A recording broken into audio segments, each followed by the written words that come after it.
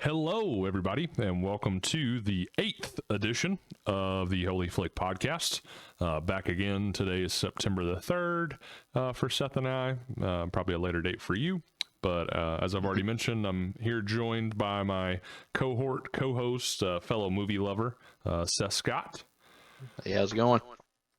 And, of course, me, as always, Canon King, your host. Here for maybe a little bit shorter of a pod today, not as informational, but informative. I keep saying informational. I think I've made up that word. Informative. Yeah. But yeah, just kind of doing a quick rundown today. Gonna do box office breakdown. Seth is going for a world record for most movies watched this year, I think. So at least by a Waverly Man. Definitely by Waverly Man. Yeah. And yeah, so we're going to go over some of the stuff that he's watched recently. I haven't really got to catch up on a whole lot. I've been slacking pretty bad, and Seth's been rubbing in my face on how many more movies he's watched. But yeah, we'll do our box office breakdown, some of the movies and stuff we've watched, and then get on to our random recommendations, of course, our regular movie games. Today, we're going to be doing a new game, a movie draft today for an actor, which we'll get to later on, but we'll be trying that out, so it should be fun. And then gonna try to do as quick of a rundown of the news as I can. There's been a whole lot built up since our last episode. Really a whole lot just from James Gunn is one topic, and then Paramount Studios has been putting out hit after hit. I don't know if a lot of people know, but I believe it's is it Skydance? I believe that ended up buying Paramount. And since that acquisition, it's been like a whole lot of news dropping for them, or a whole lot of shakeups. Yeah, that's what I thought. It was J.J. Abrams Skydance. But anyway, so Paramount and James Gunn related for a lot of it, but a lot of other stuff as well. Anyways, we'll go ahead and get started here with my personal favorite portion, just because I get to rattle off a bunch of numbers. The weekend box office breakdown, this weekend or past weekend being August 29th through September 1st, long weekend with the Labor Day holiday. Not really a whole lot of stuff grabbing the box office really since Weapons, which is still at number one right now. This last weekend, pushing towards almost $13 million, coming off of a $15.4 million weekend the week before. I'd predicted that previous weekend that it would drop to $15 million. Didn't get to predict this week's, but I doubt I would have seen a 17% drop. Of course, a lot of low drops, I think, just because, again, there's not a whole lot of new blockbusters or big things hitting the theaters. It's a lot of smaller known films that have been coming out. Yeah. At least to the general public.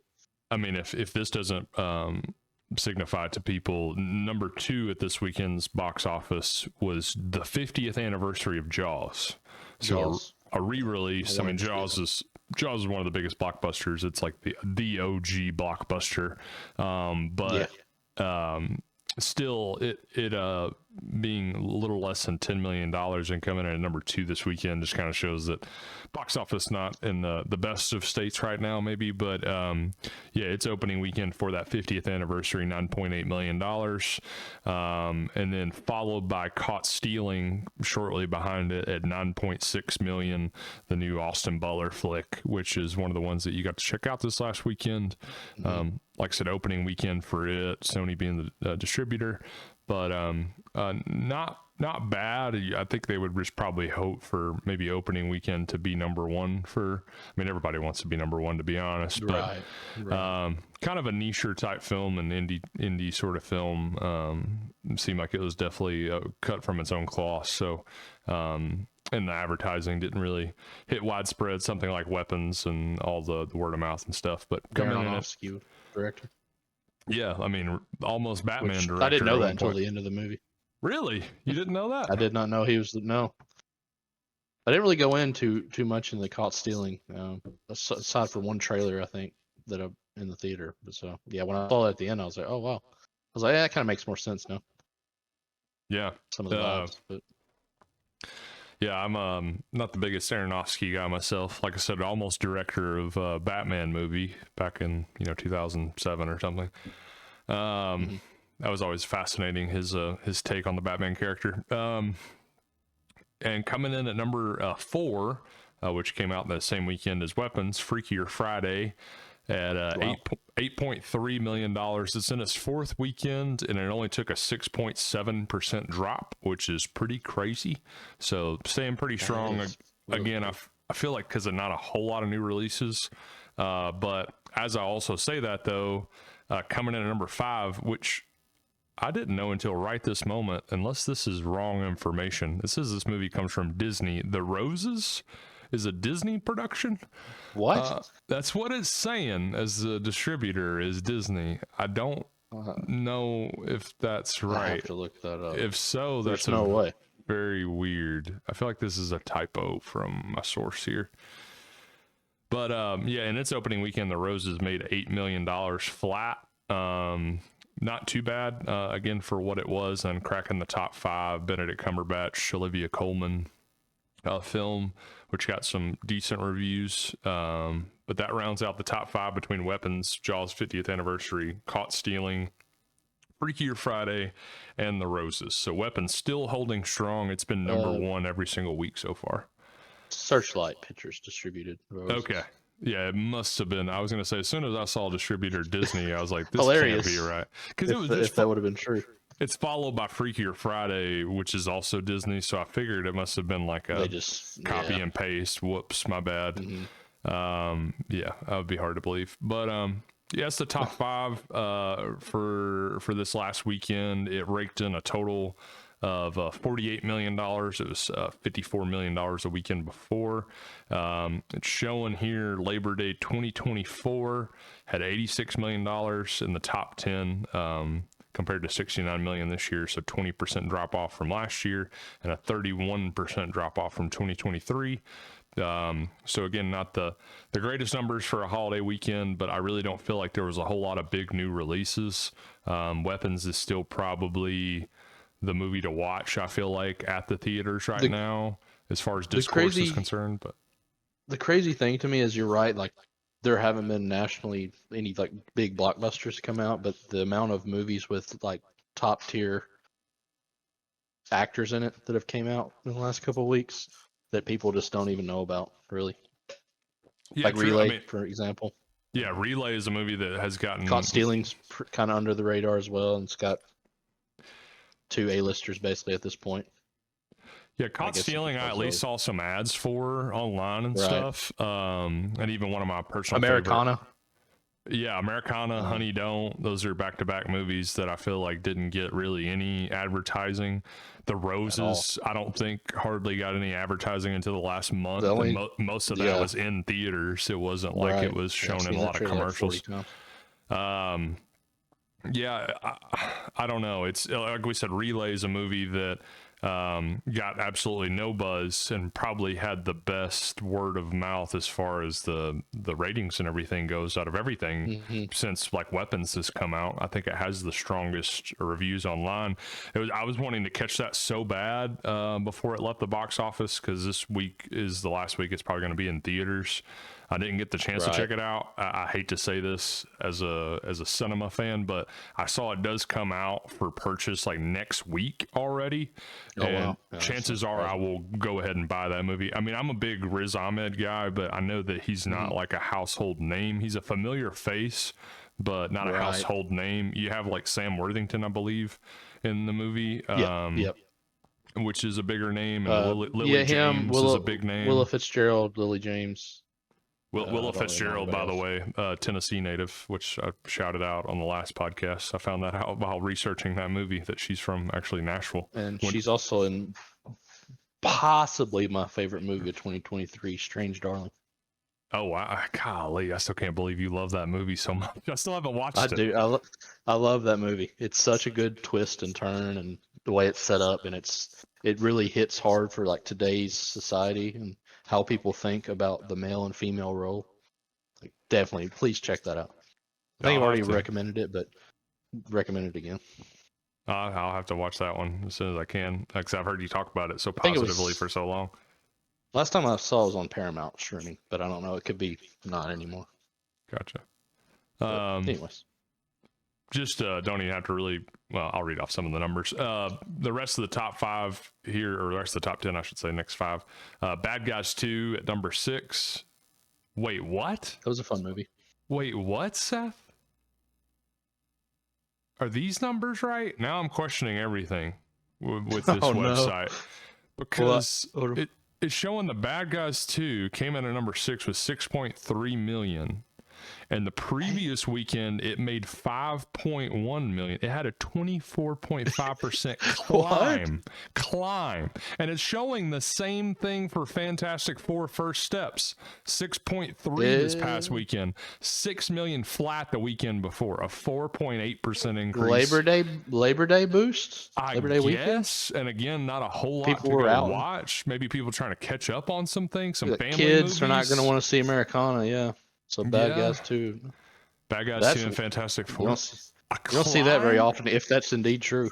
If indeed true, the Bad Guys 2 rose on its 5th It's not that big of a discrepancy, so it is believable. But... Yeah, it's not like it doubled, but still, like, to climb in your 5th weekend for the Bad Guys 2, and it's out on digital.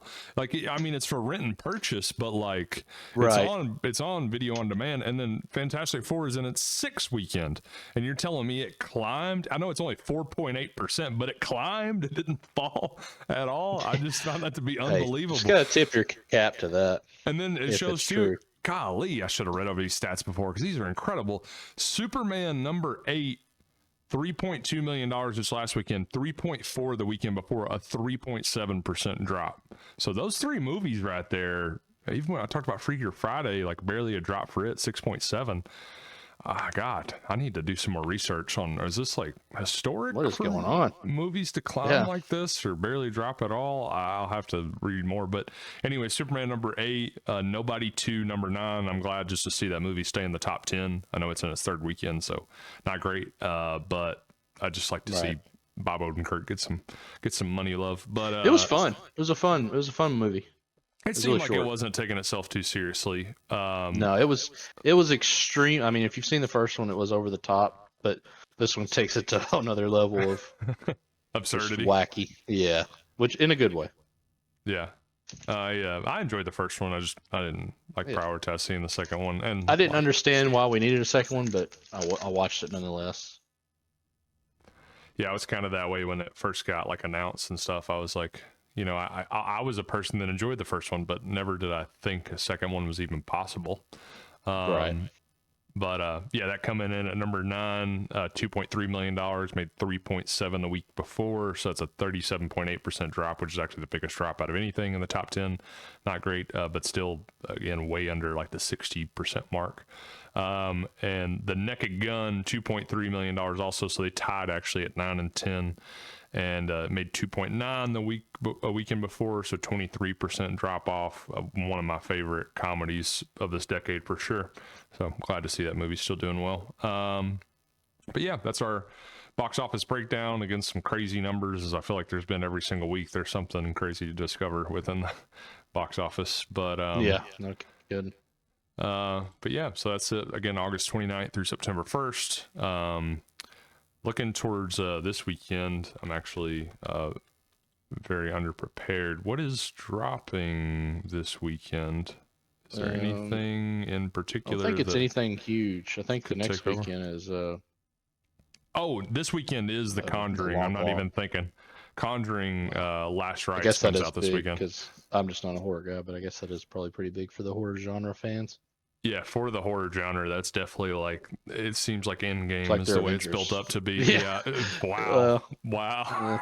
Let's just move on, I guess, from us doing that. Anyways, Conjuring coming out this weekend, so I'm gonna go ahead and bet the farm that takes over this weekend. Yeah. I'm gonna. Do you think The Long Walk will win the next week? I'll tell you one thing. The advertising for that movie, based strictly off that theater that has a treadmill that you actually have to walk on to watch the movie. Is crazy. That is one of the best pieces of movie marketing I've ever heard of. I agree. I want to go do it. I mentioned that to people at work. I saw they did have their first screening of it last night, actually, with the treadmill. With the treadmills, There wasn't that many people; it was only like 20, but right? because they basically opened up Can't the really whole fit 'em. floor. Yeah. Yeah. But yeah, there were people even at work that I mentioned that again advertising stunt too, and they'd heard of the movie strictly because of that, just how wild that is. So I think it's coming on strong recently with its marketing. I've seen a whole lot of commercials and stuff for it recently, so it seems like they're betting on it hard. I think it could take over in its first weekend. If it doesn't, if it's at number 2, probably, I'm going to say it's not far behind the Conjuring movie. I think the Conjuring movie, it being hyped up as the last one of the franchise. And I didn't even realize till my girlfriend started watching, there's 2 Annabelle movies, there's 2 Nun movies, and there's like 4 or 5 Conjuring movies. So we're talking like a 10th movie in a franchise within a 10-year span. Yeah, it really is like, I think I've underestimated until she opened my eyes up to it recently, just how fanatic people are about that franchise. So I'm going to say it could even hold out in its second weekend versus The Long Walk. But I could almost see it being like a scary movie weekend for people, like a horror weekend, by going to see Conjuring and the Long Walk. And as we reach more in the fall season, I think those type of movies are going to perform better and better. Like, I could see both those movies having like great weekend to weekend drop offs for like a month to come after their release. Just again, they're 2 of the biggest hyped up horror films of the next month, and we're getting into, again, like, she's a fall nut, she's a horror nut, and she's watching horror like 24/7 now, or changing stuff to fall, or watching scary movies, all that stuff. Yeah, I think they'll both do well. I don't even know what to guess for Conjuring for its opening weekend. I know it's going to be rated R. I'm going to say somewhere in the 40 to 50 million ballpark, if I had to guess. Maybe 50. Maybe. I don't even know what the projections are for Conjuring. It's only a couple days away, or technically tomorrow it'll premiere. But that'd just be my guesstimate off the top of my head. I'd have to do more research, but I'm sure I won't guess it right on the nose like I did with Weapons 3 weeks in a row. But yeah, so that should probably take over the box office, and we'll have the breakdown next week to see how well it does. Like I said, I could see it taking over the box office by storm, eating up all the money. But yeah, that's our box office breakdown. Again, we'll be back with another one here soon. That really is just like my favorite part of the podcast, I think, personally. Right. I just like the numbers and money being brought in with the movies. It is nice to get the context. Different perspective on movies a little bit than just freeform. But yeah, so now some of the movies, I say some, you've watched a lot. You watched a triple feature the other day, am I wrong? You went to a triple feature? I did, yeah. I did get that. That is correct. I've seen several movies over the last couple weeks. And Sunday I took 1 week off. You watched Roses, The Roses, Caught Stealing, Honey Don't, and Honey Don't. Okay. And Honey, yep, that's correct. I'll just give a brief. Let me start. I'll start before that. I saw Americana and Relay, I think the weekend before. I'm not going to go into detail on Relay because you're gonna. I hope I'm going to wait till you watch it. I'm going to watch it as soon as I can. Like I said, it broke my heart not to see it back-to-back weekends. So I'm just going to say, I'll give my score. It starts. Well, I guess I shouldn't say it starts. The trailer makes it seem like it's your classic fixer movie. Get you out of any trouble, blah blah blah. But the way they go about this and the way the main character conducts his business is very unique and very smart. The way they wrote that, I love that. That made me love it like 20 times more, no matter what happened after that. But the twists and turns, there wasn't a lot, but the ones they had were pretty cool.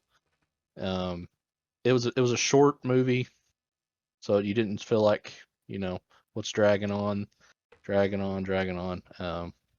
don't want to get too much in detail. I'll just give my score. I gave it an 82. Wow. 100.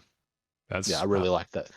As far as fixer movies go, where they're trying to get you out of trouble or blah blah blah, that's up the top tier. Like, Just based on how he conducted his business alone, not even adding in anything else. It looked like not only a unique take like what you're talking about, but also like unique cast. Like, I mean, Riz Ahmed deserves a lot more lead roles, especially Absolutely. following Sound of Metal. Like, that dude has more than proven himself as an Great actor. movie. So I'm just excited to see him in the lead role. Yeah, I think And he doesn't come off as your typical fixer like you would think. Yeah, again, nothing about that movie seems like run of the mill, and I think that's what makes if me you looked excited at about it. if you look at the cast and like who's the lead guy playing the fixer, you're probably gonna say Sam Worthington, just based off. Yeah, that's a good point. Like he's just a big, bulky, jarhead looking guy, but it's not. But he does play a similar character like that. So, but anyways, yeah, 82. If you can see it in theater, which it's gonna be hard to see it, if not, it's definitely worth the rent on one weekend. You need something to watch with your spouse or with not. I mean, I think anybody would like this movie. Let's skip ahead to Americana. This was a strange movie. The cast though was, which you said the only reason I liked it was because of the cast. But I know it has one of your favorite that actresses. That's not entirely true. Anyways, this cast is crazy. Sydney Sweeney, Paul Walter Halsey, which I didn't even know that was Halsey. Eric Dane, if you guys know him. Simon Rex, that's kind of a character actor, but I've seen him and stuff before. But that's kind of it. But I'll just give the description. The lives of local outsiders and outcasts violently intertwine when a rare Lakota ghost shirt falls onto the black market in a small South Dakota town. Lakota is a Native American tribe. It's like a old antique shirt from their tribe, and the whole movie kind of revolves around that, and it's broken up into chapters like we've seen a lot lately in movies. But it's kind of like a dark comedy. It is a dark comedy. There's the very beginning of the movie is just kind of like, what in the world? But then it kind of explains a little bit better. There's a kid in the movie, a young kid, and he's without a doubt the star of the movie. Just a hilarious character. Definitely worth checking out. Again, I don't think it's in theaters anymore. I think they took it out last week. Paul Walter Hauser has been. We talk about all these people on a run this season. Yeah. He's on a run. The guy that wrote and directed this, I think he did some stuff on Longmire and let me see what else. Showing he was a writer on Longmire. Yeah, Poker Face, which is a Peacock show that a lot of people like. I haven't watched it. The Terror. I don't know if anybody's watched that show. That show's really good, but it's like an anthology, so whatever. But anyways, Americana. I think let me see what I wrote it down on my phone. Score. This was an immediate reaction score, so 74. That's pretty decent. 74 out of 100. Yeah, it again a pretty short movie, like just a little bit over an hour and a half. Sydney Sweeney, who thoroughly enjoy her acting skills. Her character, I don't know why. That's funny there, but her, I'll just say it. In the movie she has a stutter, like a bad one, and she does it really well. Honestly, I don't know. I feel like it's really hard to imitate a stutter like throughout a movie. To me, I would think that would be really difficult to do, and make it sound believable, I guess, is another part. But yeah, so that's the two I saw 2 weeks ago. I'll skip ahead. These next couple of ones are going to be. I have seen Nobody 2. I'm not really going to give that. I'll just give it the score. I gave it like a 65. It's fun. I mean, it's wacky and fun. That's probably one of those. If you like Nobody 1, you'll probably enjoy. Yeah, if you like the first one, and you see this, I wouldn't say go out of your way to rent. When it gets to a streaming site, it's definitely worth your time. I don't think it's really necessarily worth $20 to rent, though. Not really at all. But yeah. Well, anyways, also saw The Bad Guys 2, fun kid movie. I think, like you said, it's already streaming or available for purchase. So I don't think I scored that one. The score is really high online for it. It was good. It's one of the few sequels that lives up animation wise. McKenna liked it. So. Cool. Oh, great soundtrack also. Just Bad Guys 2, great soundtrack. And then this past weekend, Caught Stealing. Not going to go into that because I know you're going to see that some way somehow. Yeah, I'm gonna see it. So I'm not even going to give my score on that. I'll just wait till we can talk about it next podcast. Yeah. Okay. Yeah. That works. The Roses. Can you say thumbs up or thumbs down real quick? Oh, thumbs up for Caught Stealing for sure. Thumbs up. Okay. I just want to give the audience some sort of idea. I went in not really excited and came out like, wow, I really like that. Yeah, so, Austin Butler. I think it's worth their time. Austin Butler, yeah, he's the really man. the whole show, the whole cast in that was excellent. Yeah. From start to finish. Regina King, really good. So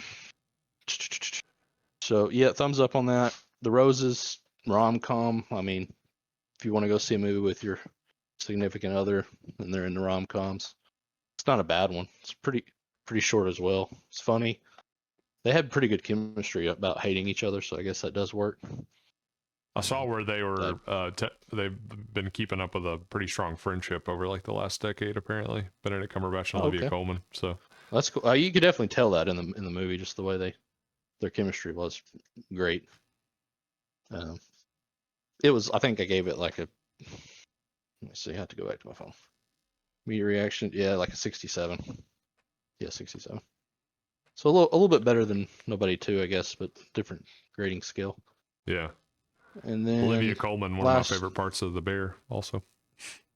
Yeah, there's a show. What was it called? I can't remember. It was on the British network. She was a detective with a guy. Daggone. It was really good. She was a detective with a. I feel like I really got familiar with her through The Father, with Anthony Hopkins. I think that's where I like first got to know that she was. Yeah, just because again the Oscar steal. Anyways, sore spot. Before I get mad. And lastly, Honey Don't. Oh my gosh, that movie was. Don't go see that unless you're going like by yourself, because that like every other scene was some kind of sexual intercourse or implying sexual intercourse graphically. Gotcha. Like over the top. I mean, just crazy amount of that. Crazy amount. Charlie Day was in it. He hilarious. His character was funny. Chris Evans was in it as well. His character was also funny. Margaret Qualley was the lead. She played. I'll just read the description. A dark comedy, definitely, about small town private eye Honey O'Donoghue, who's played by Margaret Qualley, who delves into a series of strange deaths tied to a mysterious church. That's a really misleading title, but I don't want to. The church is involved, I guess, but it's mostly just about her and sex. Sex, so, yeah, pretty much like 100%. Like it's kind of 80%. Yeah, I probably will never watch that movie again because it's just I just didn't understand why it had to happen like every other scene. So yeah, I gave it a 69. That was for puns. Oh my god! I'll just be honest with you. I thought that's what it really didn't even earn that high of a score, but I just feel like I had to put that. What would be the real score? Like it sounds more like a 50 or something. 55? Yeah, if I was given a real score, so I put LOL beside that in my phone. Real score. Laugh through a movie review. Yeah, that's sad. I probably laughed when I typed it in the theater too. That's what's even funny. What should I give it? Oh, I know. Yeah, it's probably like a 55. I'll be generous. But it's not through any fault of the actors. I just didn't understand. Yeah. I guess people would say, well, The Naked Gun's stupid. I was like, yeah, it was, but they didn't have sex every 2 secons. Yeah, it was also like, I don't know, supposed to be stupid. Yeah. Right. And I get this is a dark comedy, but it was just, no. Yeah. Yeah, 55 being generous. I mean, check it out if you want to, anyways. But don't I mean, I'm don't sure watch it with family members. I really think the biggest attractor for that movie is probably being a Coen brother like film. Yeah. I really think that is like the selling point, and it seems like that's kind of where it ends as well. Like, because the plot of it, I mean, I've read that a couple times before, even when you described it. I didn't remember any of that, of like what the movie's actually about. I forgot kind of who's in it half the time. It just seems kind of like obscure, I guess. But Aubrey Plaza's in it, and she's probably the best character in the movie. I will say that. just like Sydney Sweeney was your best character Well, of Americana. There seems to yeah, be she was. Well, no, I said a the boy list in the growing. movie is the best character. Let's get those straight real quick. I just gotta give you a hard time. Sorry. Anyways, so that's what I've seen over the last couple weekends. Gotcha. Well, that's a lot. Probably won't be catching anything this weekend. I'm not a horror fan. I will be seeing The Long Walk, but Conjuring, I'm a pass on that. Yeah, I'm going to see Conjuring with Key. Yeah, I'll let you handle that.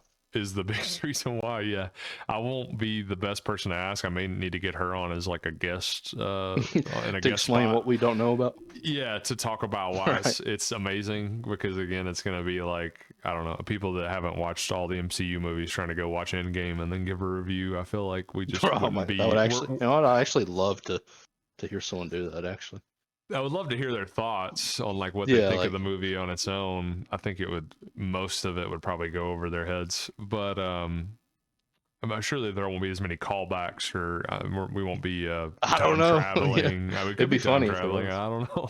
Yeah, not sure what to expect, to be honest. I don't know how we got to this movie, so I'm going in pretty blind. I might have to read like a long article about I may what watch got to like this point. Watch one of those YouTube videos on like the recap for like the just so I know what I'm getting myself into. But yeah, I'm just happy we're not going to see that in 4D. My gosh. Yeah, not as a segue, but also as a segue, speaking of 4D, I got to go see Harry Potter and the Order of the Phoenix in 4D. Nice. That was my first 4D film that I remember. I know I've been in a 4D theater before. I just don't think I've ever actually watched a movie in 4D before. That was formatted for 4D. Yeah, I remember I watched like a little dinosaur documentary in some theater when I was a kid that was like a 4D theater that like the seats moved and stuff. Or I saw like the Twister thing at Universal Studios, which had like your seats moving, but never sat through an actual film. But grew up on Harry Potter, was the book I was probably the most into as a kid. What sparked my imagination originally, but not as much into it nowadays. Order of the Phoenix was one of my favorite books and movies, so it was really cool to it's one of the better ones for sure. Yeah, it was really cool to get to sit down and watch that. I think that film, Goblet of Fire, and Order of the Phoenix, really that 3-movie run is probably my favorite of the franchise, and also I think would be the coolest to see in 4DX. So I was happy I got to see Order of the Phoenix in that experience. Like I said, first time that I probably sat down and watched the movie start to finish in many years. Maybe even since it came out, because I wasn't really into rewatching them a lot, like a whole lot of people. But right, yeah, I have to like put a couple of years between. I guess I enjoy like it was such a special time and special moment. It's almost like I think I've caught some at Endgame like on television or something, but I don't really rewatch movies like that, or like big blockbusters or like cultural moments. I haven't watched Endgame since I saw it in the movies. Or even Avatar, I didn't watch again since I saw it in theaters. I think until like the new Avatar was finally coming out, and I wanted to catch up on it. It's almost like those moments are just special, and they come and go, and you're not going to be able to recapture it when you try to rewatch it. No. Yeah, it doesn't feel the same watching it on TV at home, no matter what. But yeah, it really exactly. When it's something that big. Yeah, like a cultural moment. The Harry where Potter the movies were events. Yeah, I think if I didn't love Dune 2 so much, it'd probably be that way for me, because I didn't do a whole lot of rewatching for the first Dune. I've probably rewatched Dune 2 though 20 plus times and fall asleep to it all the time. Never on my phone. Never. I did the only thing I've ever watched on my phone at length, and I was like 18 or 19 at the time, was Game of Thrones. Actually, I watched most of that. The first time I watched that series, I watched it on my phone, just like walking around the house, always watching Game of Thrones. That was an event. Yeah. And that's a TV event we'll never have again. I really don't think so. I mean, it's one of those things like, I'm sure one day, but I really can't imagine there being a day where it's that big. I mean, the thing about it was it was on TV technically too, so you had to tune in like at 8 o'clock our time, anyways. Yeah. Everything now is on streaming, so it just drops, whenever. Yeah, but for those big hear that music hit. For those big cultural TV shows, I feel like even though it is like available on streaming, people are still like refreshing their page to watch it right on time. Yeah, you're not wrong. There's not. I mean, Peacemaker. Majority of the audience is still watching like when it drops. It's not like we're taking weeks. Like Stranger Things, when it drops, I'm sure like a lot of people would watch that off the rip, but there'll be a lot of people to wait like a week or two and stuff. But like Game of Thrones, it was like you have to watch it right when it comes out and watch it with a group of people or out in public. Or it was just like a get together with your friends. I mean, that's what I did for the whole last season, was weekly get together with a group of people and watch it. And I'm sure there's so many people that have that same story. Right. So it really brought people together in a way that I don't think we've really seen before that. And I don't, again, think we'll ever see again in my mind. Again, I remember being in film school and it was always like films over television, but like they would regularly talk about just the phenomenon that was Game of Thrones at the time. Like, just like, again, nothing will ever match it, movie or television, like when it comes to what it did. But anyways, whole nother topics. Right. Yeah, I got to see Order of the Phoenix and 40X. Don't know how I got over there, but Order of the Phoenix and 40X. Still wish I could have seen F1 and 40X, but my girlfriend had gotten tickets for the wrong theater to see it in 40X, and we showed up to the wrong one. But yeah, I'll forgive her one day. Besides that, the only other thing I saw in theaters recently, wow, I'm blanking now. Highest to Lowest I saw after that, and with Denzel Washington, really enjoyed that a good bit. Spike Lee joint.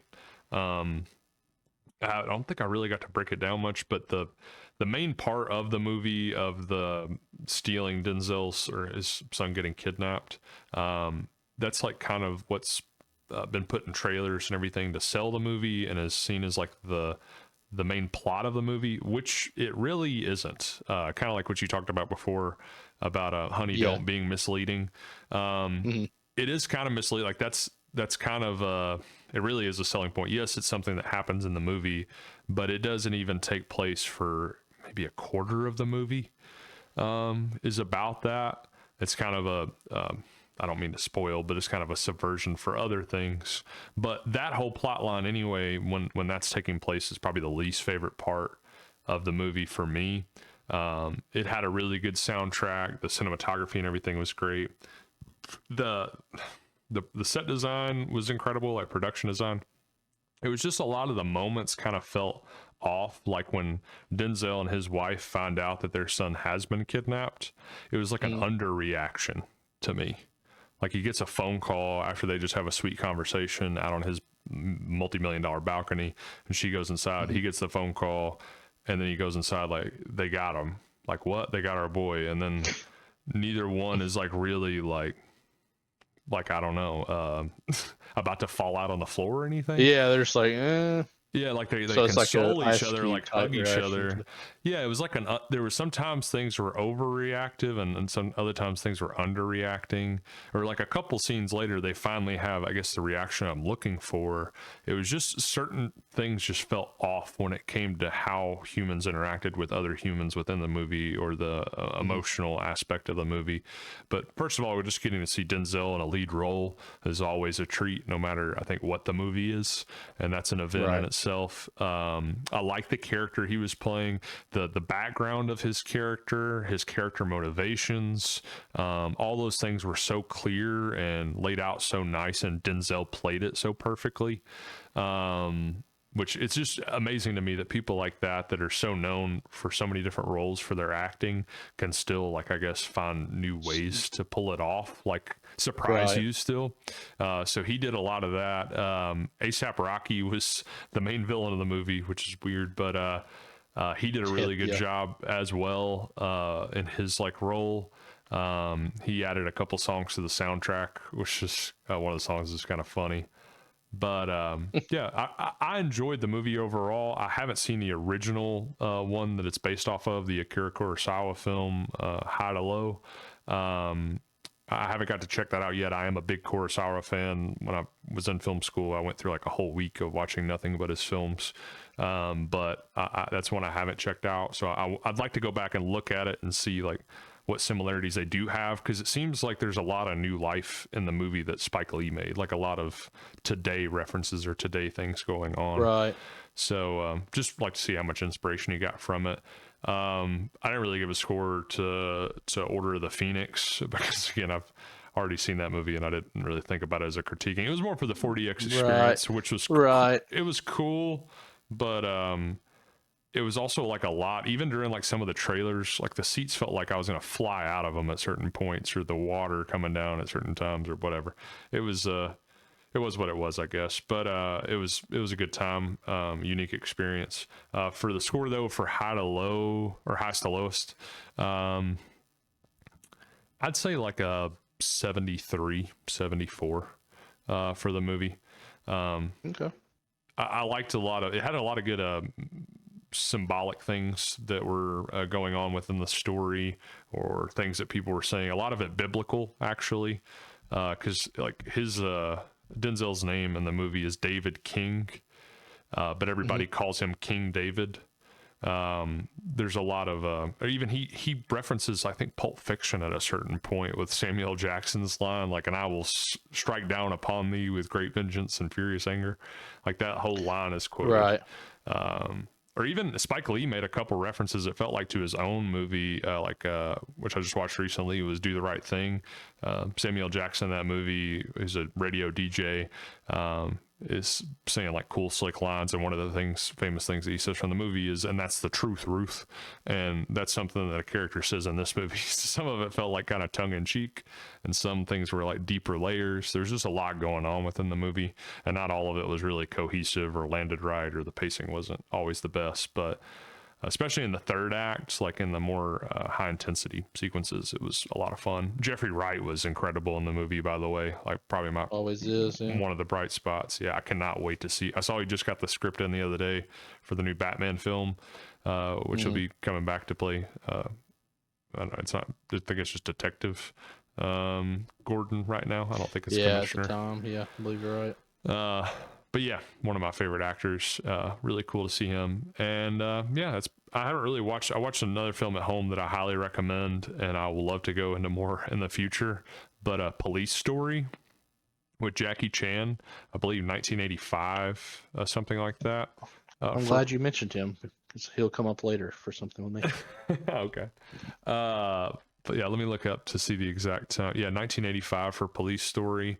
Again, Jackie Chan, he actually directed and wrote the film as well, and it turned into a franchise. I'd heard about the film a couple times. Of all people, actually, now that I'm thinking about it, it was Bob Odenkirk doing a Letterboxd top 4 while he was promoting Nobody 2. And I saw him give a shout out to this movie, like a very heartfelt shout out to it. And it's one I'd heard about before. I just randomly decided I'd like to throw on. I like to watch like different, films made in different eras, of course. I feel like I'm time traveling a little bit, but also I think the added thing of going to a different country, it being a foreign film, just seemed like appealing to me at the moment. So I checked it out. Whole lot of fun. I'm not saying it's a 10 out of 10 per se, but it would be like on a must-watch film to me, especially if you're into stunts and action sequences. Right. It's like when it's not crazy with the stunts and action that it's doing, like the dialogue or like there's so much humor, I guess, within the dialogue, within like little stunts outside of the action that are laugh out loud, like hold up to this day. Jackie Chan is so good in the movie. I'll say, like, no joke, I had to sit down and tell my girlfriend, like, show her the first 10 minutes of the movie, because it will shock you how fast this movie gets going. Like, I'm talking 10 seconds maybe into the movie. Like, there's no like slow open. Well, I guess there is a slow opening shot at the very beginning, but like, as soon as the movie starts, it starts like, here's what's going on, here's the villain, here's what they're up to, here's the police squad, now go out and get the job done, let's get the job. And that's like, start out with trying to arrest this drug pin or kingpin.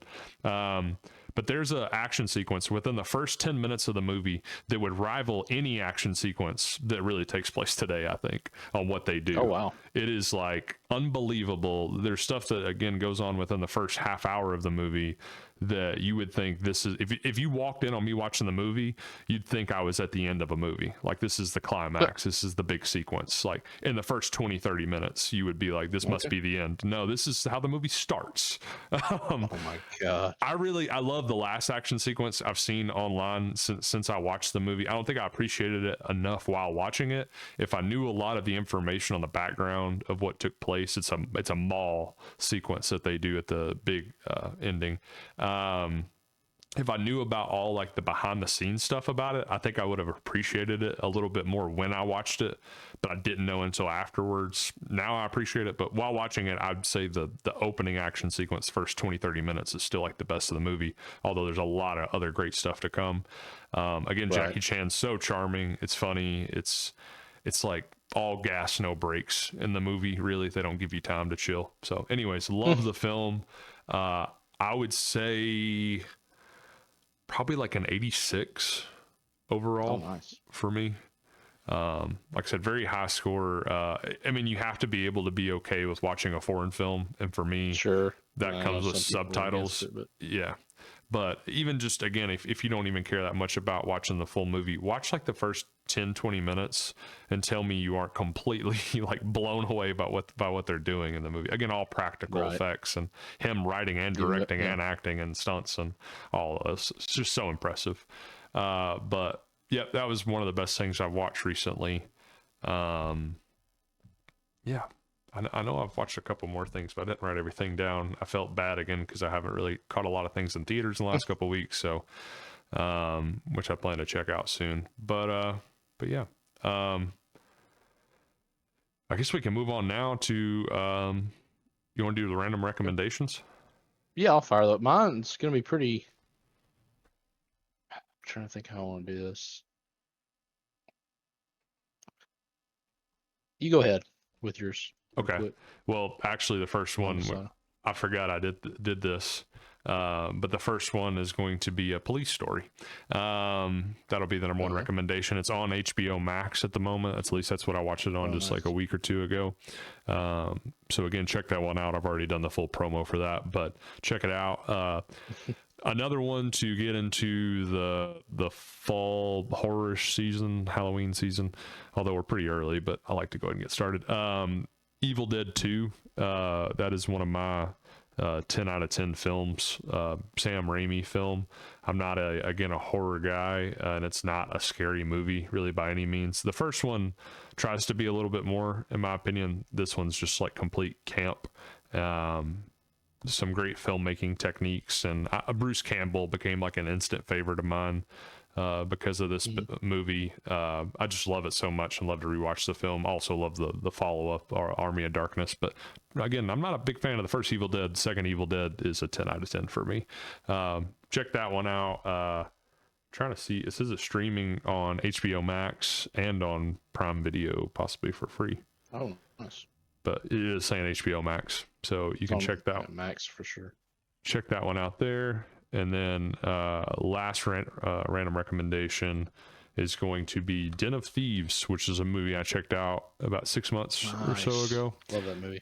My girlfriend was into it. I had a buddy at work that was super into it, so I checked it out. I loved it so much more than I thought I would have, and I saw the second one as well and enjoyed it. That is Ice Cube's son, O'Shea Jackson Jr. I was blanking on his name. And Gerard Butler also has 50 Cent in the movie. Paulo Schreiber, I believe, Liev Schreiber's brother. There's somebody else that was a big actor. I need to research this just real quick. It's Pablo Schreiber, not Paulo. Gerard Butler, O'Shea Jackson Jr., 50 Cent. I already said Gerard Butler. There's somebody else I thought that was a bigger name in it, but maybe not. Anyways, Louis Tan. Maybe. He's in Mortal Kombat. I don't think that's who I was thinking of, but it just is an elite unit of the LA County Sheriff's Department and the state's most successful bank robbery crew clash as the outlaws plan a seemingly impossible heist on the Federal Reserve Bank, which has to be the craziest idea for a heist since the Declaration of Independence. Yeah. So good. It's so like such a raw kind of gritty movie, street level sort of thing. It's a lot of fun. I loved Gerard Butler's character and his whole police squadron that he leads. Definitely a different take on that. It's just kind of like everybody's a bad guy, everybody's dirty. Who's going to make it out clean? It's a really, really fun watch. And again, I recommend the second one as well. It's not showing it's streaming anywhere for free right now, but it's on Apple TV and Amazon Prime for rent for $3.99, $13 for purchase. But yeah, I think a really, really fun watch. If you've never heard of it or if you've been meaning to check it out, I'd definitely recommend. Nice. Yeah, I love that movie. I agree. So 2 police movies and Evil Dead 2. Well, mine's going to be really easy. Something that I've rewatched recently. It's streaming on Netflix. All 3 Rush Hour movies. Wow. Yeah. I've been on that's why I said the Jackie Chan thing. I've been on a Jackie Chan kick since last month. I watched Shanghai Noon and Shanghai Nights, which are also great movies. Yes, classics. Shanghai Night is, I think, or is it Noon, has like an extremely high Metascore, like shockingly. But anyways, I think there's a Rush pretty high Hour 1 through discrepancy 3, between the 2. all on Netflix. I mean, those movies, they have such good chemistry. It's not even funny. And I didn't know that these movies spanned 9 years. I don't know. I thought they came out in a shorter. I did too. I did not know that. It took that long. 98 was the first one, and 2007 was the third one. Wow. I don't know if they made any more after that. I hope not. The original is the best, in my opinion. But it's just, it's a buddy cop, 2 mismatches beyond mismatches. They get paired up. A loyal, dedicated Hong Kong inspector teams up with a reckless and loudmouth LAPD detective to rescue the Chinese consul's kidnapped daughter, while also trying to arrest a dangerous crime lord. That's just the plot of the first one. I was gonna say the plots of those movies work well, like they do the job. But let's all be honest on while we're watching those movies. It's Chris Tucker and Jackie Chan and some hilarious, they're awesome sequences. Just hijinks. Yeah, I mean Jackie Chan's crazy fighting choreography that he does and does himself. And then, Chris Tucker just doing some crazy stuff and also just being hilarious. Yeah. Like, just... I love Chris Tucker. Every scene they're in is just... It makes me laugh almost every scene. Like, there's just... They have such great chemistry. Moments. The bloopers for those movies could be a movie in itself. I watched...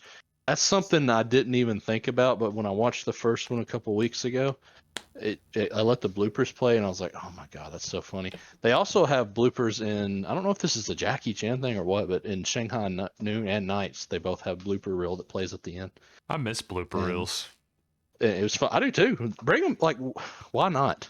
It's funny. We've gotten too much into post-credit scenes and we don't have enough blooper reels. I'd rather sit and watch a blooper reel than a post-credit scene, probably, honestly, 9 times out of 10. Like, I would agree. It's just funny. Wait, so are those all 3 of your random recommendations? Is all 3? They're all 3. Yep, all 3 Rush Hour. That's a cop out, no pun intended. I got 2 more. I guess I could sling them out there real quick. Let me find them on my list. I mean, you don't have to. I was like, wait, is that your whole list? Is this? I didn't want to do it. I was like, but I mean, that's fine by me. You don't have to change that. I think I'll love leave it. I'll save the other ones I got for next week. I love it. I mean, that's really a statement. Like, get out and watch a Rush Hour movie now. Hey, all on Netflix. You got no excuse. Everybody has Netflix. Yeah, everybody has Netflix. That's Don't true. lie. You might not be paying for it, but you got it. I still only have the DVD version of Netflix. That's it. Imagine. I never heard of the other one. Redbox. RIP, I think. Yeah, I don't know. There used to be one in our town, but I think it's gone now. Yeah, I think their Redbox might be done gone. for. That sucks. Yeah. Digital media or physical media was the bomb. Yeah, I mean, I'm still good with the physical media part. I'm just like, I understand, but also I hate it. I still buy physical media, so it's all right. It's just hard to find. I like my DVDs. I mean, there was something else. Let me see. There was one other thing I watched in the last week or so that I'm like, wow, I really like that. Where'd it go? Come on. Oh, I know one thing that I already had on here that I forgot to bring up with you for us both to talk about. Smoke. Okay. Oh, yeah. I was very disappointed by the ending. Don't know why. Did you finish it? Yes. Can I just say one thing that I thought was funny? The twist there's one twist in the movie that. So there's a twist at the very, very end. I'm not going to go into much detail, but it was kind of given away early on. How a character sees themselves is the twist. Which that they've been seeing themselves a certain way. Yeah, we got a tease. I think even a couple times before, but yeah,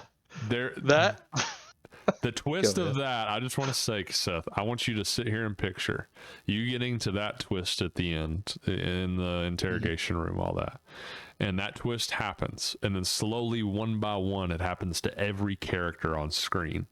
I just want you to picture everybody is not how they saw themselves, and they all start looking exactly like he does. It turns out that that's how everybody in that world looks. Everybody thought they looked different.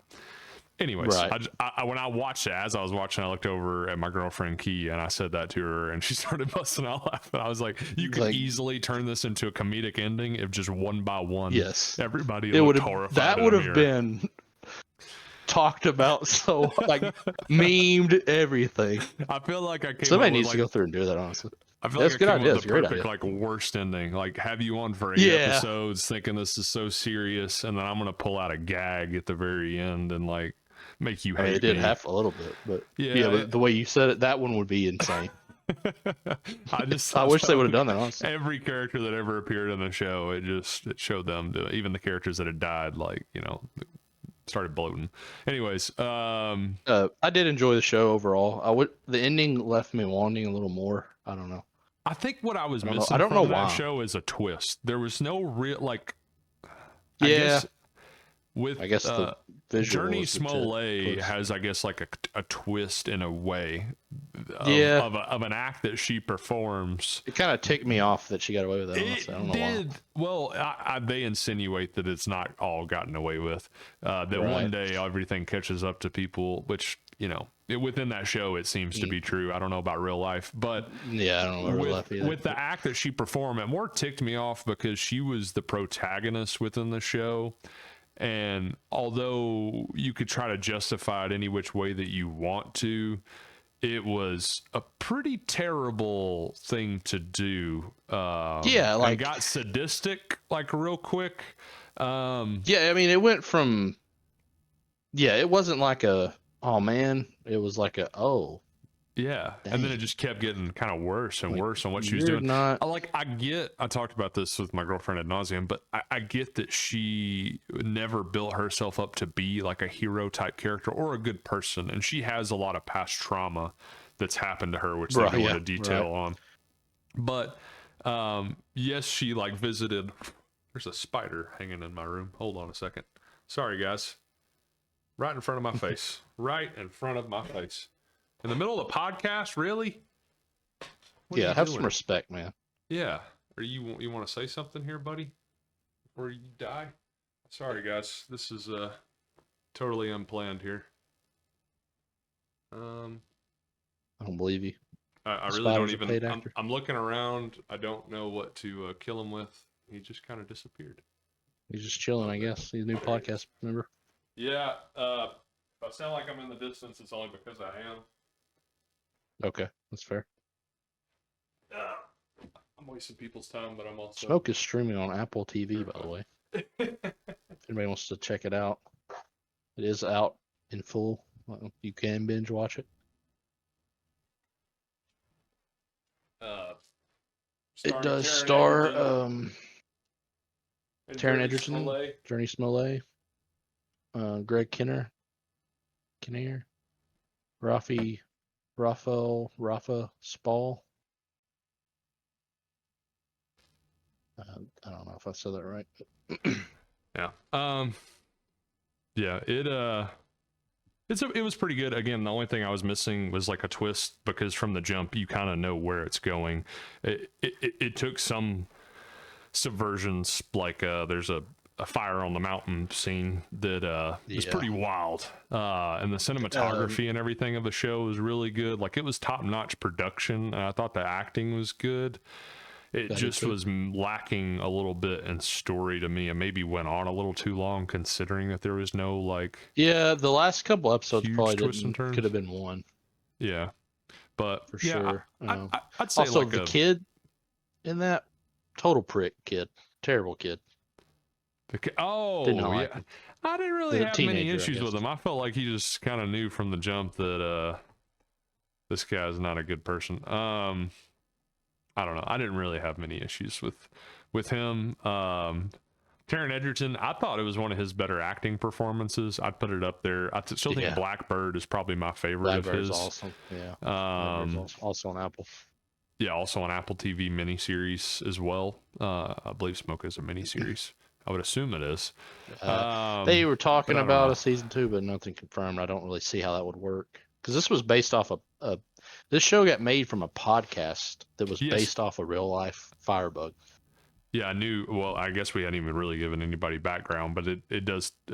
It takes place around a police detective and a arson investigator, and the police detective is kind of working alongside the arson investigator, played by Taron Egerton, but also investigating him as a possible suspect for serial fires, which have gone on for years and years and have killed some people. One last thing I do want to say about Smoke is I'm blanking on his name right now. Freddie, the guy that played Freddie, who I'm gonna have the worst time ever trying to pronounce this guy's name. Yeah, I saw it. Yeah, I didn't even, that's why when I was reading off the cast, I didn't say anything.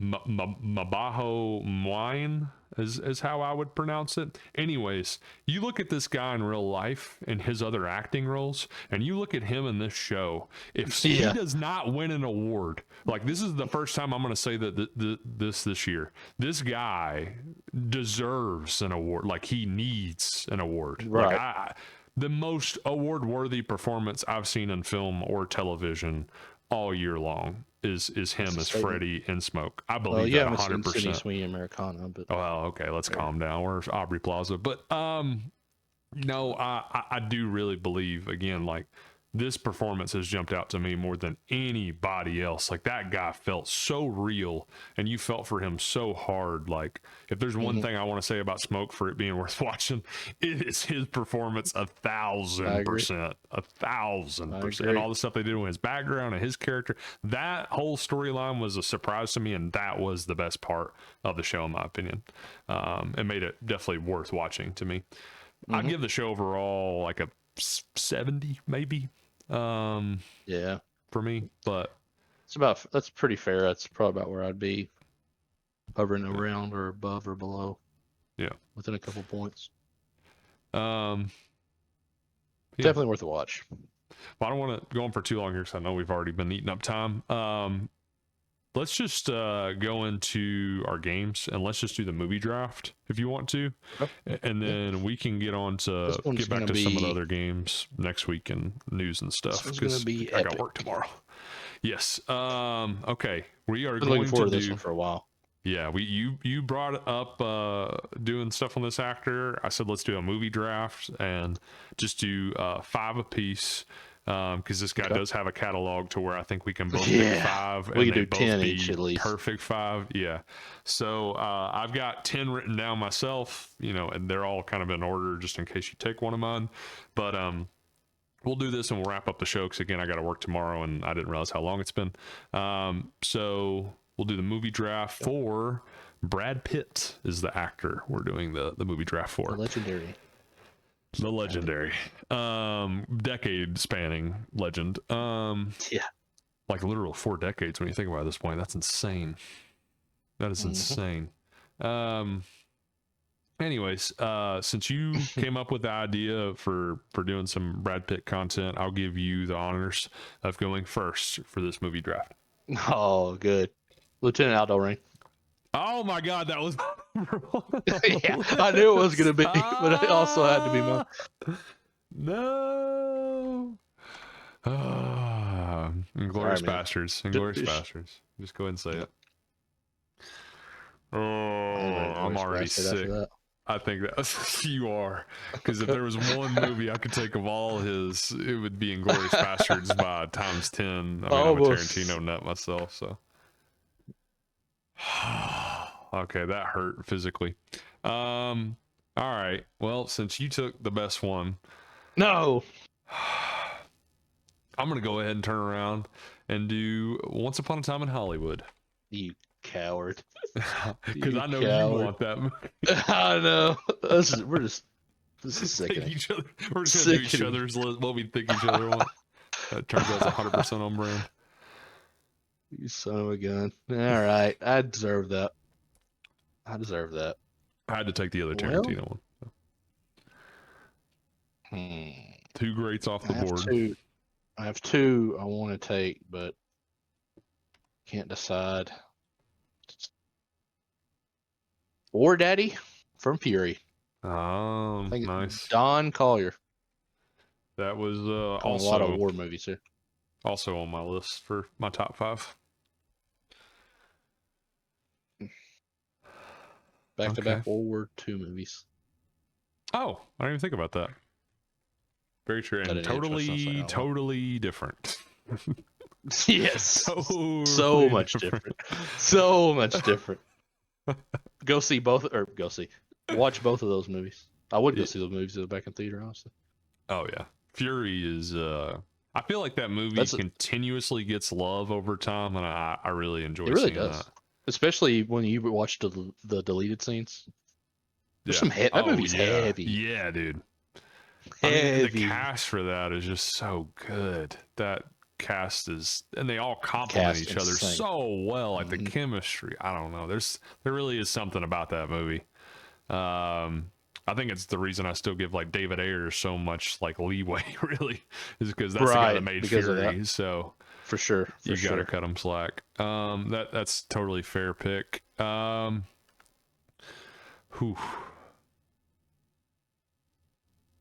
There's 2 on my board I really want, but I'm not gonna go ahead. I'm kind of between like 3 or 4 movies right now, to be honest, for my second pick. I'm gonna go Moneyball.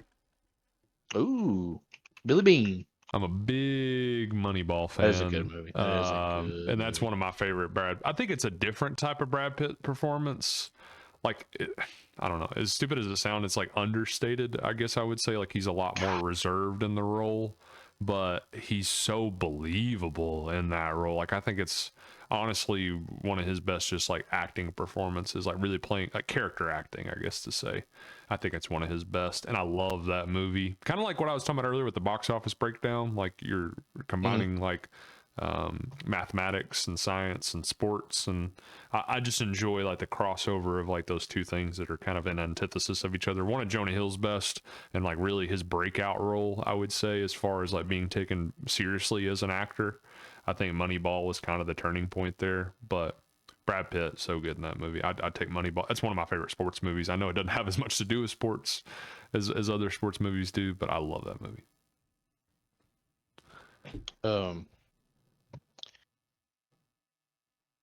I just keep finding. I'm gonna go Mills from 7. From oh man, that was gonna be my next one, but I didn't think you were gonna take it. That movie, I don't think I can watch that movie again. That tore me up.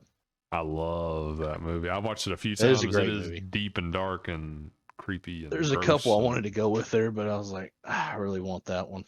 it's kind of the first one to me of that stands out. I know he has like stuff like Interview the Vampire, like different movies from like the 90s, but like or Meet The river Joe runs Black, through it. or even his small little role in God, I'm blanking right now. I'm getting tired. Tarantino wrote it. It's Christian Slater. Is it Christian Slater? Is that right? And Patricia Arquette and Christopher Walken and what is the name of that movie? Yeah, it's Christian Slater. I did have that right. True Romance. I could not think of that as a Tarantino nut. I'm blanking, doing terrible. But yeah, he did a small role in True Romance, playing like a stoner on a couch. But his role was really actually funny. He played Floyd, Dick's roommate. Yeah, he's so funny for his little role that he has in that. He has a pretty wide range. But anyway, Seven would be probably the first movie that I knew him for. I don't love just like his acting so much in that movie. I think he's probably actually the worst actor in that movie as far as just performance goes. Right. But it could have been direction too. But that's an all-time movie right there for sure. For sure. Like I said, that was going to be my next one. I had that at number 2 behind Inglourious Bastards, but I'm kind of going based off what you might take from me. All right, number 3, I'm going Troy. Dang, Achilles. Going Troy. That's I think it's got. It was on there, but maybe his. I don't know. It's hard to say what his most iconic role. Yeah, I feel like he was at his height. I guess I would say then of his like fame. But yeah, I really enjoy Troy. Although that's another one, like the opening 20 minutes of that movie, I think is like the best part of that movie. I can't argue with that, honestly. Number 4 for you? There's so many I want to pick. Rusty Ryan. All the Oceans movies. Oh, all those. Okay, Oceans franchise. That's a good one. That's a really good one. Another one that I'd say he's probably most known for, the Oceans franchise. I love those movies. I'm just now getting into them for the first time. We'll say Ocean's 11, but yeah. 4 for me. This is kind of difficult. It's nobody going to take the most obvious one that everybody would pick. You know, I'm feeling so dumb right now. I don't even know what that would be. Fight Club? It's not a very. Is that what you mean? Yeah, I was going to say it's not a movie you love. Yeah, I don't love Fight Club, so no. That's like a one-time watch for me, just because of the twist. Like it's kind of like not as fun. I just don't really get much out of that movie. I like Edward Norton a lot, and I like Brad Pitt a lot. It feels very angsty in ways that I just don't get along with. I can agree with that. And the ending of that movie I just thought was so stupid for me personally. I know it's seen as iconic, but I didn't really enjoy it. I'm gonna say Snatch, number 4. Oof, that's so good. That's one of my personal favorite roles of his accent. Yes. What do they call it? Like a pikey gypsy accent. That is one of the funniest things I think ever put to screen. Mickey O'Neill is his name in the movie, and Guy Ritchie written and directed. One of my favorites, and Jason Statham starring. Also one of, if not my favorite performance by him too, or my movie of Jason Statham. Yeah. And Stephen Graham, the way they play off each other is so good. But Brad Pitt, like I said, not being able to understand a word that he says. And I believe, if I remember correctly, if you watch that movie with the subtitles, it just does like basically what he's saying. Like it doesn't actually clear it up at all with the subtitles. They purposely keep it the same. I didn't even think about that.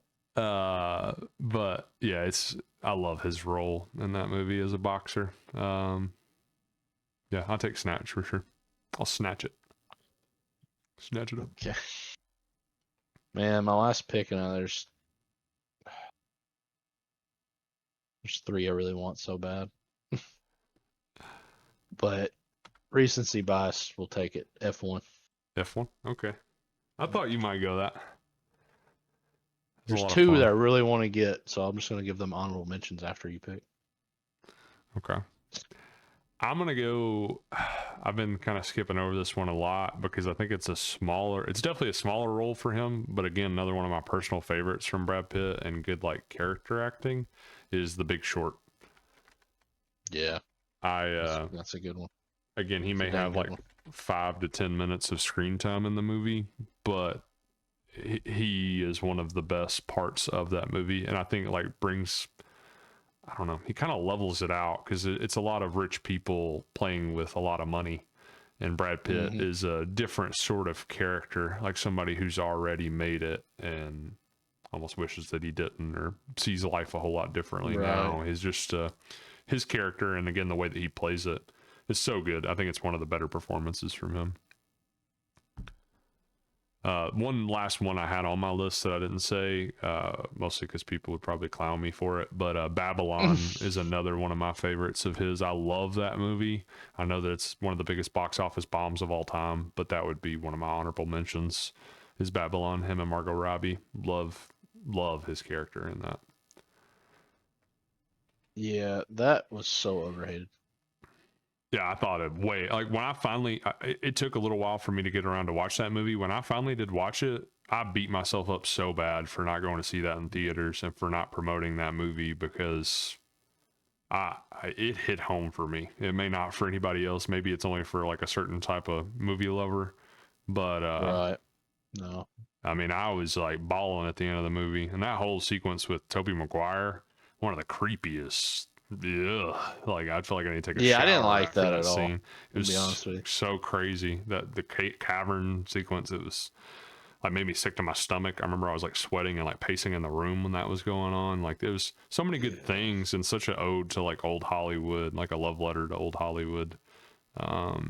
Margot Robbie was so good in that movie too. It's just like you said, just completely overhated. But Babylon again would be my honorable mention. You said you had 2 honorable mentions.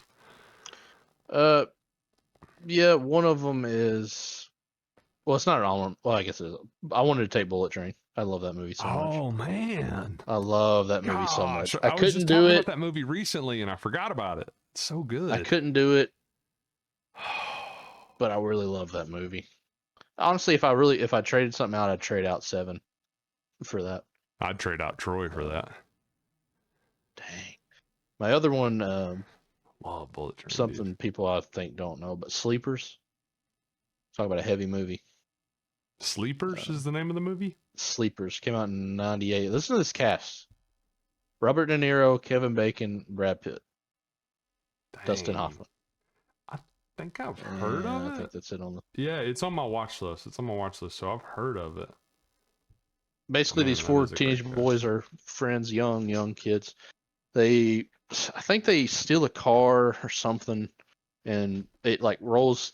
It causes an older lady to have a heart attack and die, so they get charged with manslaughter or something. I don't know, something. They get sent to this like boys like prison thing, and it gets extremely dark and uncomfortable. The guards there abuse the boys, not physically. Well, I guess it is physically, but in terrible ways for years. And then it time skips ahead to the 4 boys.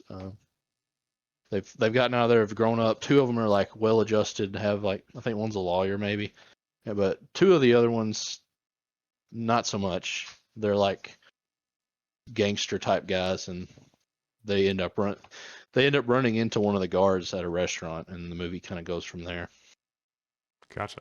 One Sounds of the pretty. old guards. Extremely heavy movie, Yeah. uncomfortable in a lot of ways, but I think it's a movie that's pun intended slept on. Sleepers. I think it's on Tubi, so it's free. Oh wow, love Tubi. Yeah, great movie. I love that movie, but it's Uh-uh. really hard to watch. But Yeah. yeah, Bullet Train. Golly, I wanted that bad. Recency bias, I guess, but still, that movie is really good. Yeah, I actually watched that a couple weeks ago. I've watched it a few times, and I've always really enjoyed that movie. The pacing of it, the the humor in it. Action's amazing. His character is the best. There has some of the Oh best my like gosh. cameos in a movie. Like you get like a Ryan Reynolds cameo, you get a Channing Tatum cameo, Channing Tatum. like Channing Tatum Bad would Bunny crack me shows up. up for like a whole Right. minute, and his character is Bad awesome. Bad Bunny, who was also in Caught Stealing, by the way. Yeah, I did see where he's in that, and he's in something else too recently. Yeah, Yeah, what was he in recently? I can't remember. I also saw him in like I a gotta look that up. was that a promo for something I saw him in recently? I see him all the time. It feels like I just see him in advertisements or movies and stuff. I know he's He's like in Happy Gilmore too. That's what I it saw him in is. recently. Happy Gilmore too. Yeah. So he's He still was the getting his caddy. acting roles. I heard he's one of the best parts of that movie. Yeah, it's not great. That's being generous. Yeah. I haven't. He's also in Fast 9, the Fast Saga. F9, the Fast Saga.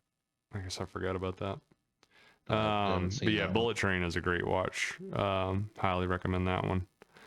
Yeah, it's great. Yeah. It's great. Well, like I said, I really need to be getting to bed, so I don't know if I can finish up with all the show notes. But Just rattle off some for I would us. say I can get on some news real quick, and then we can come back next week with some more of the games. James Gunn surprises the DC fandom with the announcement of the Superman saga, revealing that he is in the process of penning the script for the next chapter in the Superman story.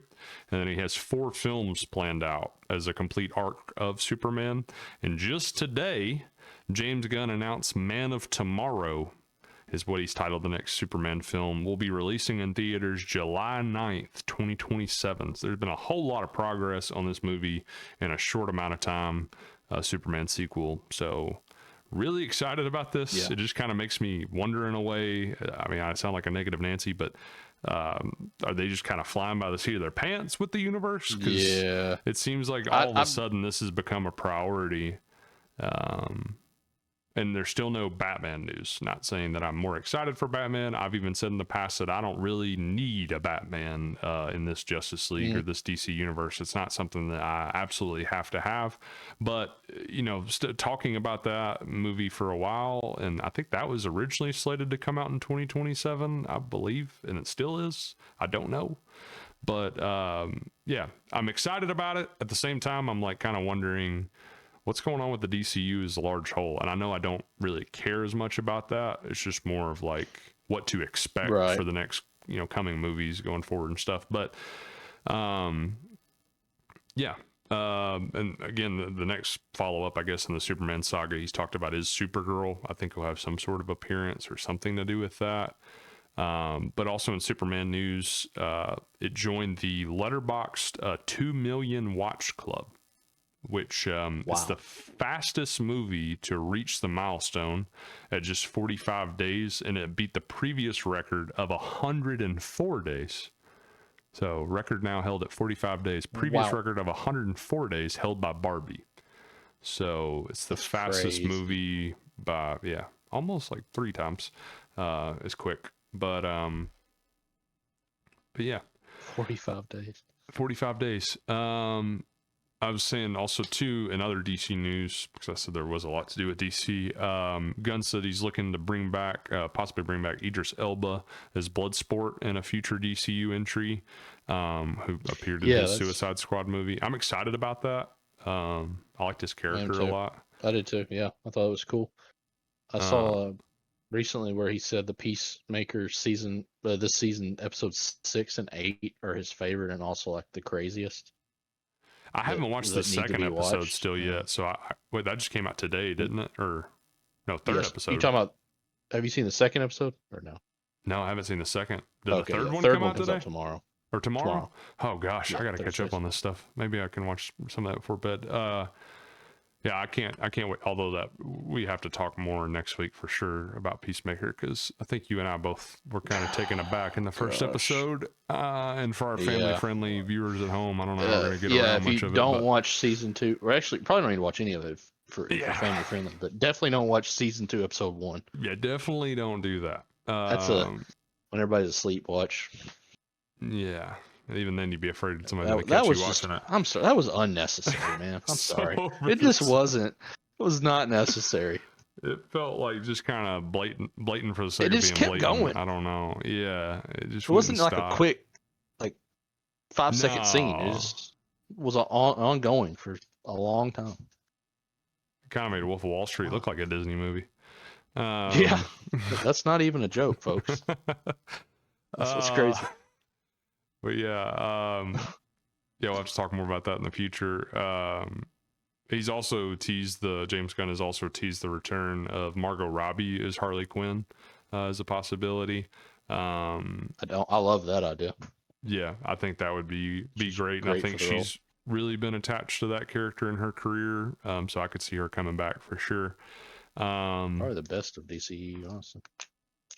Yeah, I would agree. But yeah, that was kind of most of the DC stuff. Paramount news, there's a ton.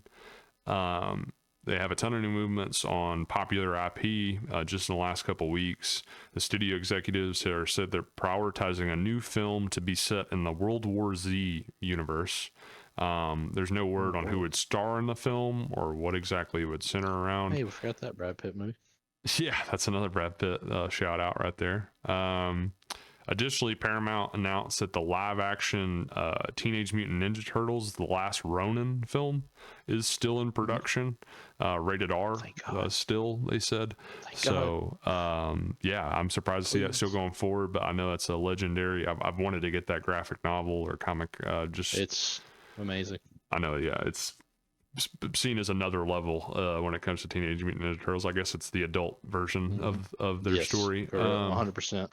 But still movement on that. 2 Star Trek films are in development for the studio. One with Captain Kirk and the crew, and the other with a new cast of characters being developed by Andor director Toby Haynes. So a new cast of characters coming from the Andor director. Yeah, really good hands. And then a continuation with Captain Kirk and the crew. So 2 Star Trek films in development, neither one being the Tarantino Star Trek film, which was supposed to be in development 10 years ago. But we don't have to go into that. Paramount also secured the Stranger Things creators, the Duffer Brothers, and their Upside Down Pictures label for a 4-year deal that is set to take effect following the brothers' current contract at Netflix, which ends April of next year. Details of the price tag have not been disclosed. I can only imagine how high it is. We talked about Taylor Sheridan's price tag of like $500 million before. And he's like triple their talent. Yeah. Details to come out of the contract is that the filmmaking duo will be writing just films for Paramount and not also be writing films, not just TV shows. It'll be multifaceted with the medium that their stuff's in. But yeah, I'm okay. I'm not going to go into any specifics, but I know people that worked on the latest season of Stranger Things, and I can say from their firsthand experience of working with the Duffer Brothers intimately, that they act like they don't know what they're doing, that they are not good directors. That after Stranger Things, they said like explicitly, like once Stranger Things is over, like their career's over. Like that's the way it's been described to me. I don't know if they just have. I mean, it's a whole group. That's rough. It's a whole department that worked on. Like I know somebody that was working the whole department, and I was around them, and they all said those things. So I can only imagine, again, if that's true or not. But it's coming from a pretty close source to them, and it does seem like they are. I think they would know. Milking it for all it's worth, but we'll see how it goes forward. Maybe that money will be an incentivizer for them, and they can do something that'll be entertaining. Again, I mean, nobody's life is set in stone, but seems like they are supposed to get it together. But in other news outside of DC and Paramount, I don't think any of this has to do with DC or Paramount. A lot quicker rundown. The first trailer for Fallout Season 2 released just recently, teasing the Ghoul's backstory, played by Walton Goggins, and a New Vegas setting. Release date for the next season is set for December 17th on Prime Video. A thing that came out recently, Thunderbolts finally hit Disney Plus after like months and months and months. Good film, honestly, to watch. Friendship, also one of your favorite films of the year, Friendship, starring Tim Robinson and Paul Rudd. Just in 2 days will be coming out to HBO Max.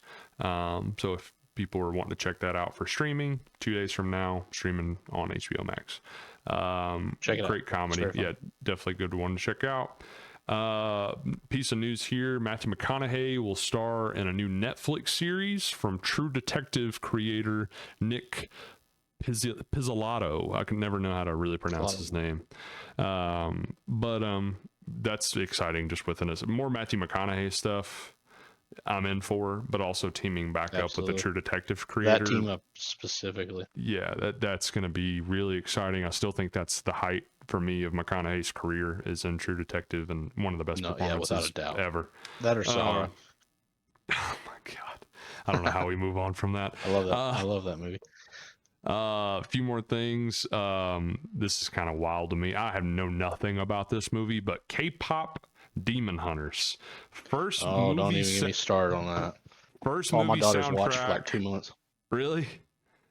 Yeah. I ain't gonna lie. The songs are, they do slap. I'm not gonna lie. Catch yourself singing them sometimes. The Soda Pop song. I haven't listened to any of it. I know nothing about this movie really, but except for it's about K-pop and Demon Hunters, and it's like an anime style. It's actually not a bad animation. movie, honestly, low key. It says it's the first movie soundtrack in over 45 years to have 3 songs simultaneously in the top 5 of the Billboard Hot 100. The last film to hit that milestone was Saturday Night Fever, 1978. Oh, wow. So it toppled Saturday Night Fever. Again, 3 songs in the top 5. Travolta. Yeah, what will he do now? That was him, right? Yeah, it was him. Yeah, it was Travolta.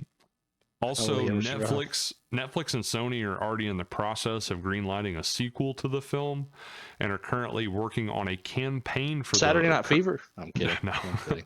See you on. They're currently working on a campaign for the upcoming Oscars for the K-pop Demon Hunters. I guess for best animated film and probably for the soundtrack. But yeah, soundtrack probably should win. It does slap. I'm gonna have to listen to this now. Yeah, listen to it. It's the another milestone it hit. The film is Netflix's first movie to ever be #1 at the box office. K-pop Demon Hunters is now the most watched Netflix title of all time, with over I did see that 266 million views. It has beaten Squid Game season 1. I guess there's something about like Asian television and Netflix needs to get more into between Squid Game season 1. Look into that. K-pop Demon Hunter, yeah, might need to get more into that medium. But yeah, just a lot of records it's breaking. Again, I know nothing about the movie. I'm gonna have to look into this now because it's unbelievable what this movie's done in the last couple weeks. I'm sure you're into this, but Gilmore Girls documentary is in the works for the show's 25th anniversary. M. Night Shyamalan says his new film Remain was shot on VistaVision. It will be starring Jake Gyllenhaal and Phoebe Denevor. Doesn't matter. The first name's already been said. Yeah, Jake Gyllenhaal. It's described as a supernatural romantic thriller based on an original story co-created by Shyamalan and novelist Nicholas Sparks. You read that right, I'm folks. sorry. You read that. You heard right. Can you repeat that? Described as the film Remain, starring Jake Gyllenhaal and Phoebe, I'm going to call her Denevor, described as a supernatural romantic thriller based on an original story co-created by M. Night Shyamalan himself, Shyamalama Ding Dong, and novelist Nicholas Sparks. You heard me. On the next piece of news. I'll read a grieving architect moves to Cape Cod for work after leaving a psychiatric facility. While staying at a historic B&B, he meets a mysterious woman who makes him question his rational beliefs about life and loss. I cannot believe what was just said. This movie exists. I don't even know what to think anymore. Continue on.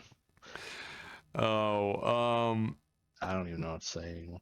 Next thing, circling back to Netflix real quick, they have said that their Gears of War film is now being written, and it'll be directed by David Leitch and written by John Spats, who helped write on the film Dune.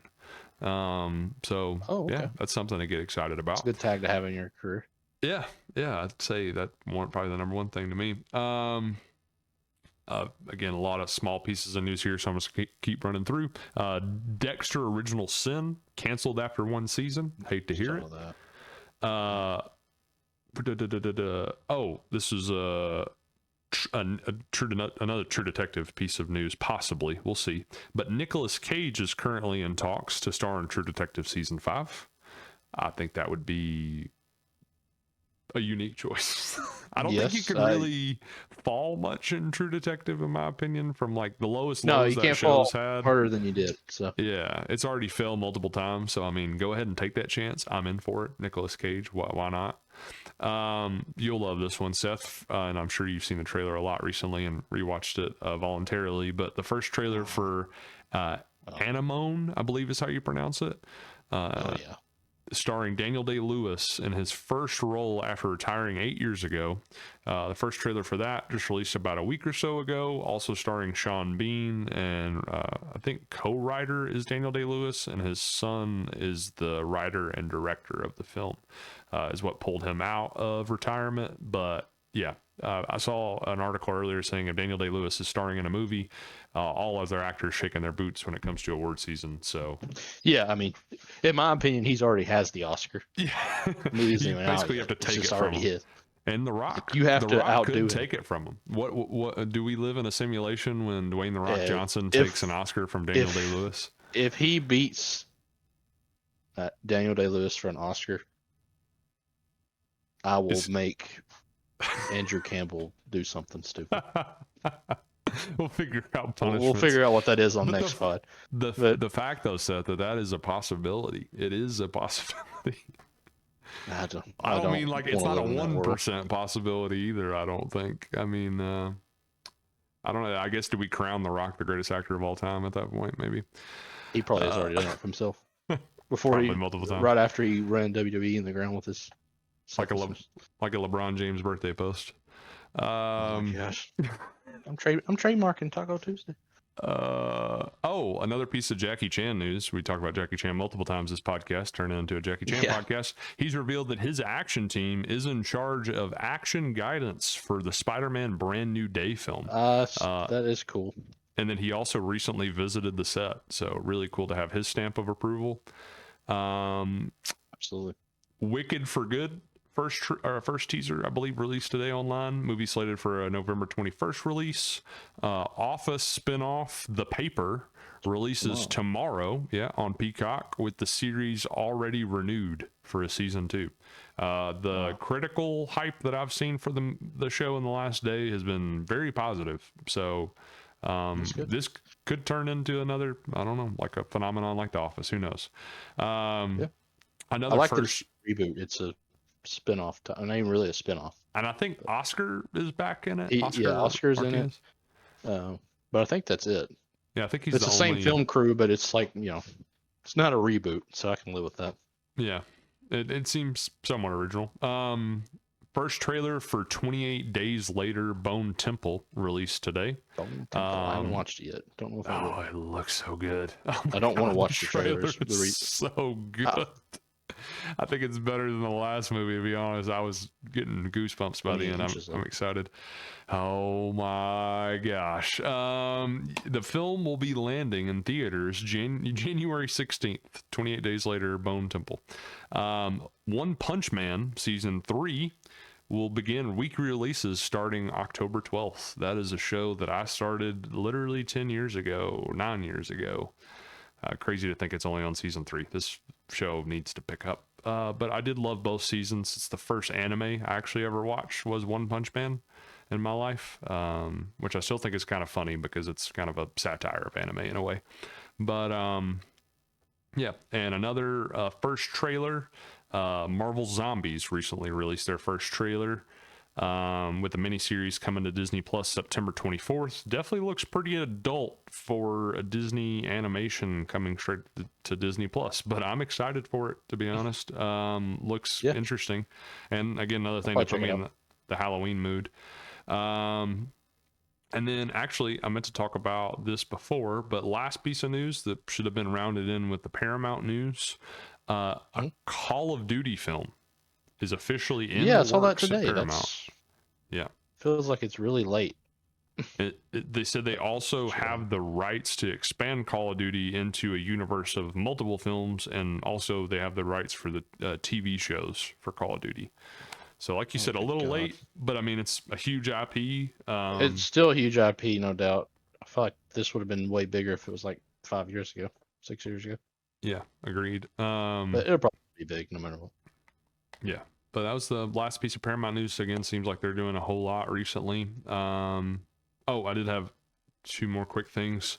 Missed right here. The It prequel series, Welcome to Derry, officially premieres October 26th on HBO. Didn't even know this was a thing until today. Yeah, I'm pretty excited for that.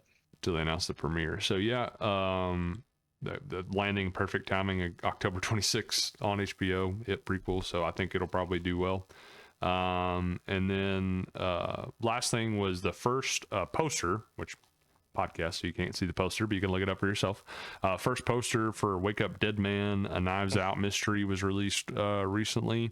And the film will be releasing in theaters November 26th and will be streaming on Netflix December 12th. So a similar style and release to what Netflix did with the last movie, where they let it have a theatrical window for about 2 to 3 weeks and then bring it on over to Netflix. Just, I think it's better to me than just going straight to streaming for definite films like that. It just creates good word of mouth for when it does come out on streaming. Can't be a wrong decision to me, but right. But yeah, I'm excited to see that. I've enjoyed that franchise so far. I think it's just been a really fun franchise. Yeah, excited to see it. But it's really all the news. I mean, there's a ton of news I kind of ran through, but all the news kind of for the last week or two in film and entertainment that I've come across, at least. But yeah, Seth, do you have anything else? I think we've touched it all, to be honest with you. Jackie Chan and Brad Pitt, the two names of the podcast. Jackie Chan, Brad Pitt, thought basically. Yeah. Not a bad one to have, honestly. That's just what I'll call it then. Icons. Yeah, two icons. Well, I think that's really about it. Like I said, we'll come back with some more of our game stuff in the future. We just kind of got caught behind on time and a late start to the show. But yeah, I'll have a review for Conjuring film and maybe some more, probably like Caught Stealing and Relay as well. And yeah, just more stuff coming soon. And yeah, I guess until next time, guys, we will see you at the movies. See you guys.